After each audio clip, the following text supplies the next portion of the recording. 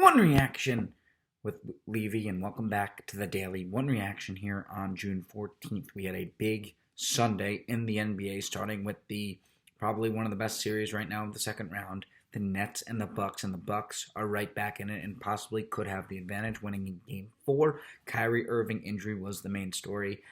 No timetable yet, but it looks pretty bad as of now. That is not good, and we have no idea what James Harden's status is looking like as well. So if KD, this series will come down to injuries, and if KD is by himself, I just don't think they really could win against Milwaukee, because I think PJ Tucker and Chris Middleton have done an excellent job on Kevin Durant.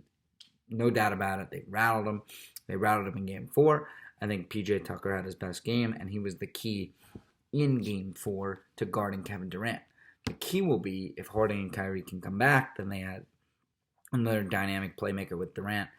And if they're not back, the key for the Nets is Joe Harris, Mike James, Bruce Brown. They need to step up and play big. Also, something was not right with Blake Griffin, as he barely played in the second half, but was actually probably the best defender on Giannis, so we need to see what happened with him. I think the big thing in this game that kind of gave the Bucks the momentum and the win was the complete switch in the role players. Milwaukee got huge lifts from Connaughton, who was terrific defensively, came in, brought the energy, and PJ Tucker, who was awesome and actually produced offensively. While the Nets, they just didn't get the game they needed from James, Mike James, Joe Harris, or Bruce Brown. They needed more, and they didn't get it. And with Durant rattled, they were not winning that game. And it feels like if you're Brooklyn, you need a Kyrie or James Harden to come back if you want to win this series, because the Bucks, they put their guys in good positions today. They got open shots. They kind of put Giannis in better positions. He's got to stop taking the threes, but put him in good positions. They did do that. Drew Holiday will produce more, I think, down the stretch. He had a couple of nice looks there. And they just don't have rim protection, which kind of allows Giannis to do what he can do. And if Blake Griffin's out, that will allow Giannis to continue to do what he does. So it's going to come down to injuries, in my opinion. If the injuries stay like it is, I like the Bucks.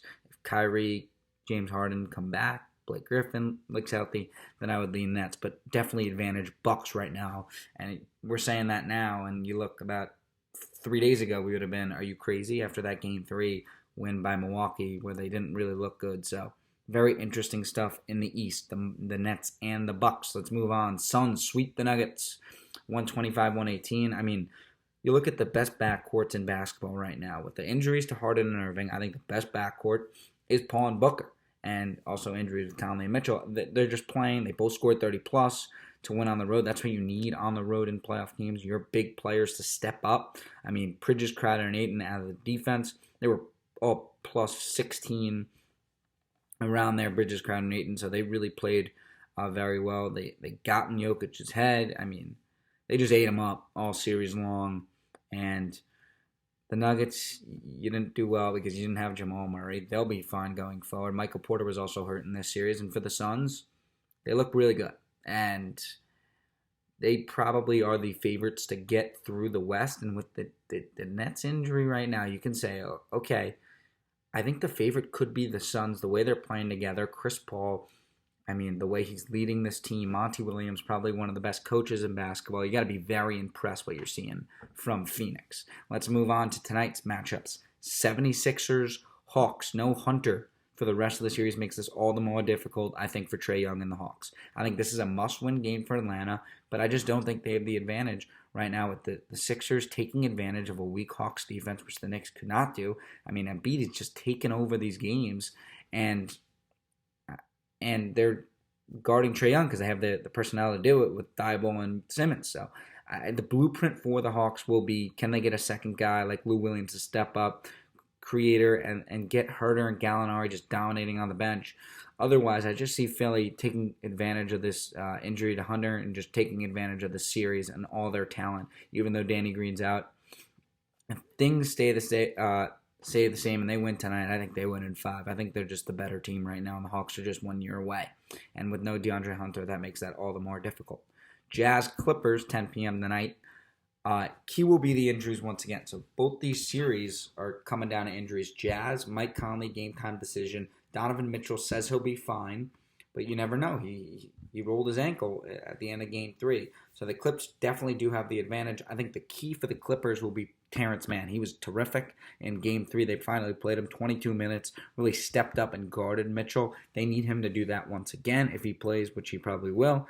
And he also gives the Clips really good versatility in the backcourt. He was key in Game 7 against the Mavs. They stopped playing him. I like him in the lineup, Terrence Mann, over a Marcus Morris, who's kind of a ball stopper right now. He's been that for probably his whole career. Clarkson needs to have a huge game and take the pressure off of Mitchell and Conley. They need to hit their threes on the road. I think the Clippers definitely do have the advantage, but injuries will definitely play a big part. Let's move to the NHL. Islanders, Lightning. Islanders won 2-1 yesterday. They get a good performance from their defense and goaltender. And they got lucky from a mistake from Vasilevsky, which rarely happens. I mean, Tampa Bay just didn't look good at all three phases, and they were just slow and not themselves. They cut it to 2-1 at the end. Barzal, which is very good, gets a big goal, which could help boost his confidence after struggling in that Boston series. Good for Islander fans, and I think Game 2 is a big one for Tampa Bay. They got to win. You don't want to go down 0-2 heading into the Coliseum. Canadiens Golden Knights starts tonight, 9 p.m. Depth and goaltending of Montreal will be definitely tested. The key for Montreal to win is to keep their cool. Remember, they're from Canada, so they haven't played in front of a crowd, and this will be their first time playing in front of a full crowd. That's going to be tough to do. I think Carey Price is the key. Can he keep his emotions in check? If he does, Montreal definitely does have a chance with their depth and goaltending. Golden Knights might be the stronger team, but they can definitely steal Game 1 with a nice performance from Carey Price. So that is the NHL playoffs. This week we got the Euros continuing. France, Germany tomorrow. Spain, Sweden today.